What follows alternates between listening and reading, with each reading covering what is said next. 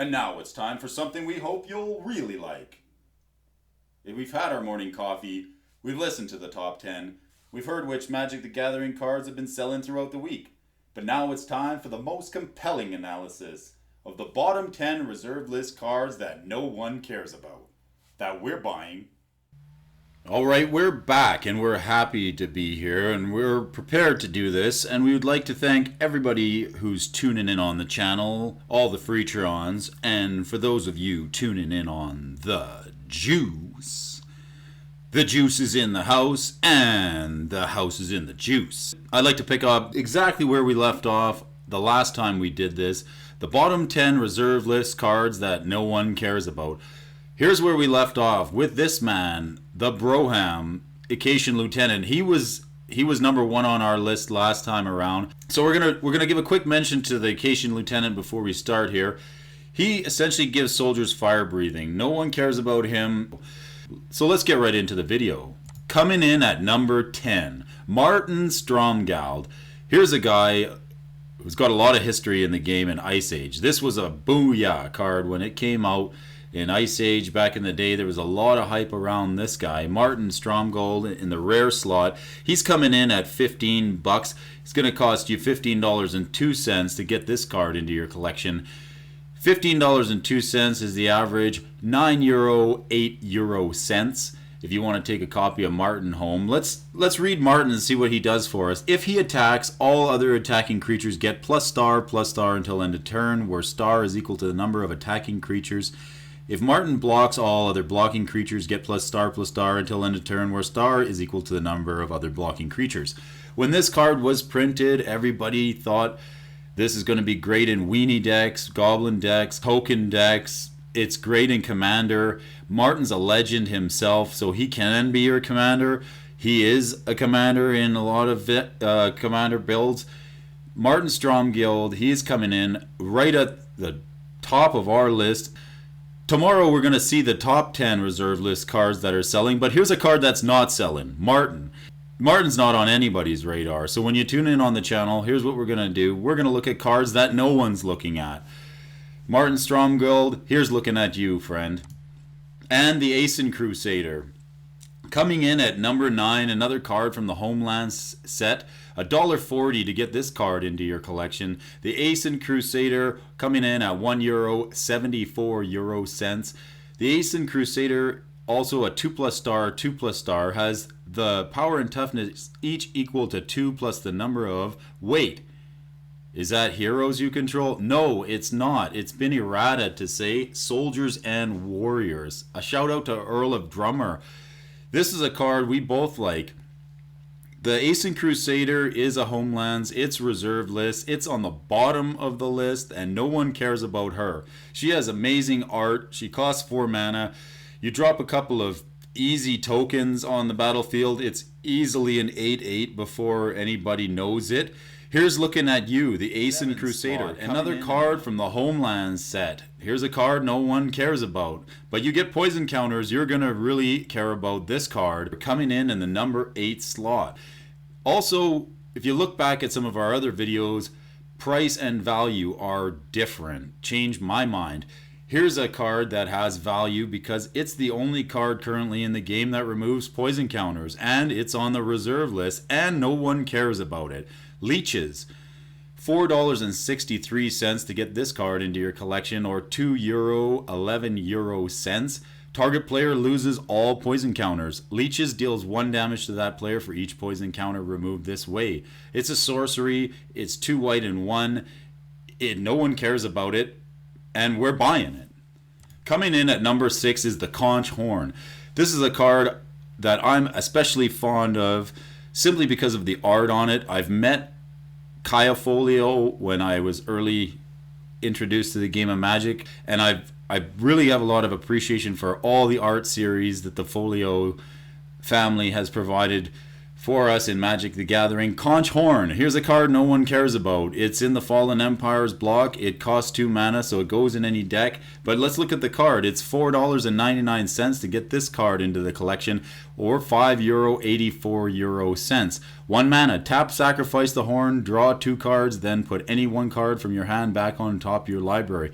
It's like a mini brainstorm for colorless mana that could go in any deck. It's not 1 blue, but it's 2 colorless, which is pretty easy to pull off in the Commander format with Sol Ring, Mishra's Workshop.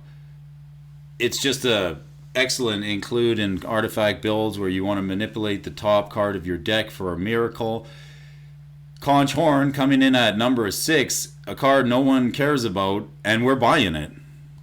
Which brings us to our next card. This card, a card that I really like to play with. It's a Fia Grove. It's a card that does shenanigans with counters. It comes into the battlefield with 3 +1/+1 counters on it. During your upkeep, you may put one of these counters on target creature, and if it has no counters on it, you bury it. So once a turn, it comes into play with 3 counters. Once a turn, you can move 1 counter onto a creature. It costs 1 green and 1. It's on the reserve list. It's coming in at $2.90 to get this card into your collection, or €3.07. It's from the Mirage block. But get this.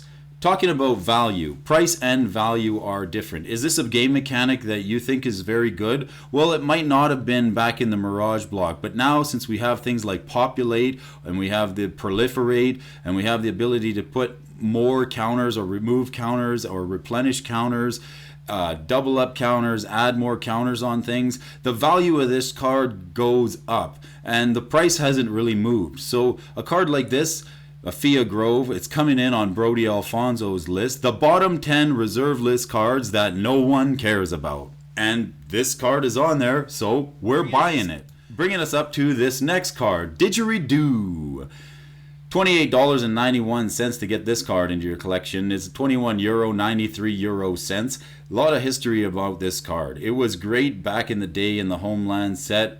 Not really. It was exciting because we could put Heirloom Minotaur onto the battlefield for 1, and that was Labyrinth Minotaur, and that was about it for Minotaurs. So there wasn't a whole lot of value here for the 1 mana that it cost and 3 mana to activate it, to take a Minotaur from your hand and put it directly onto the battlefield as though it were just summoned. So that's what the card does for you.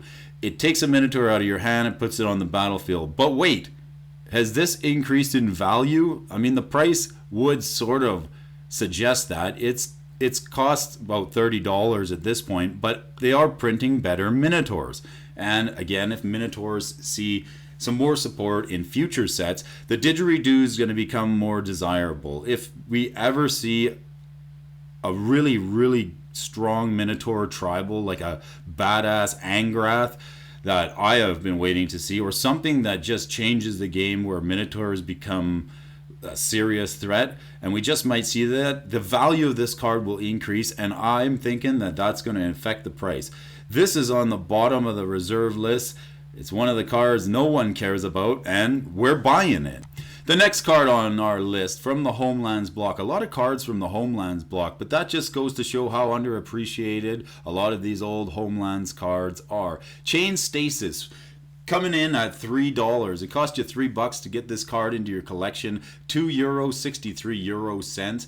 Let's look at this card. This is a card I like to play with. It reminds me of Twiddle. Tap or untap target creature. At instant speed, whenever any player uses Chain Stasis to tap or untap target creature, that creature's controller may pay 1 blue and 2 to use Chain Stasis to tap or untap target creature. So you can use it again. It has some kind of a, today they would probably say replicate for that cost. It's expensive to do it again, but in decks that make all kinds of blue mana, infinite mana, especially in Commander, this is an auto include in stuff like Twiddle Vault. And it's something that would give you another copy of a card that would allow you to untap a powerful permanent that doesn't normally untap. And it's on the reserve list, and it's at the bottom of the list, right where nobody cares about Chain Stasis. Nobody wants to cast a copy of Chain Stasis, but we do, so we're buying it. Which brings us to the next card on our list, and I gotta give a shout out to the comments. I really appreciate the comments in this video and any other video. If you guys are watching, please leave a comment in the comments section below if you like this card, Soraya the Falconer. We had some discussion in the comments of one of the previous videos about this card, and it's on the Homeland set. It's out of the Homeland set. She says all falcons get +1/+1. Okay, and for 1 white and 1, target falcon can gain banding until end of turn. But wait, this card's been errated too. So if that doesn't seem like a very good mechanic and something you're interested and willing to pay $3 for to get it into your collection, or €3.50, Soraya the Falconer has been errated to say all birds get +1/+1, or target bird gains banding until end of turn. So that changes the value of this card. It can actually do more for you since the words text was errated. The price doesn't show that because it's coming in at only $3, and no one cares about Soraya, but we care about Soraya, so we're buying it. Then the number 2 card on the list this week, coming in, and it's a mouthful. Try and say this one. I bet you haven't even heard of it because nobody cares about the Dwarven Thematicist from Weatherlight. He's 1 red and 2. Let's see what he does for us. Now, speaking, you got to go back and look at one of our other videos between price and value. But if you want to look at what this card does for you, the cost of the card is $4.05 to get it into your collection, or €4.22. What he does, he taps and he switches the power and toughness of target creature until end of turn. What? Effects that alter the creature's power and toughness instead, and vice versa until end of turn. So it basically makes stuff hit with its butt. If something's a 0/2 or a 0/4 or anything with 0 power, you use this guy, it dies. Okay, it kills walls. That's pretty interesting. What else does it do? Well, it works with cards like Arcady Sabbath, maybe, and any other cards like the enchantment from one of the new sets that allows creatures to swing with their butts. This may not be that desirable, but it's affecting a game state and a creature type mechanic that people don't really think about or anticipate interacting with. And if there's another card that comes along that ends up working well, or gives you a really good reason to switch a creature's power and toughness, or if you have it with a Sorceress Queen where you can make a creature a 0/2 and then turn it into a 2/0 and kill it, the Dwarven Thematicist is actually a card that no one cares about. Plus, he's got a really cool beard. Here, let's give a comment in the comment section below for this guy's beard. I like it. And we're buying it. That's the number 2 card on our list of the bottom 10 reserve list cards that no one cares about that we're buying. And number 1 on that list is this card. It's a little bit pricey. It's $50, $51.74, or €40, €50 get this card home into your collection. Mana Vortex from the Dark. It's an enchantment. Let's look at it. It's got some really, really excellent art on the card. It's coming in at the number 1 card on this week. Last week we had a creature. This week we have an enchantment, even though I kind of would like to see a creature in that spot. Maybe we will next week. Each player who controls a land sacrifices 1 land during his or her upkeep. Alright, in multiplayer, this just got a boost in value. If at any time there are no lands in play, Mana Vortex is destroyed. If you do not sacrifice a land when Mana Vortex is cast, Mana Vortex is countered. This thing just isn't happy until all the lands on the battlefield are gone. It's going to continue to get every player to sacrifice a land until everything is basically gone, and then it removes itself. That doesn't sound like an overpowered game mechanic. I don't know what is. For 3 mana, you've got to sack a land when cast. If it goes all the way around in a 4-player commander game for 3 mana, it's taking 3 or 4 lands off the table, and it could possibly do it again if no one removes it. Here's a card nobody cares about, and no one's buying, that we're buying. Who's got 2 thumbs and wants you to hit the like and subscribe button?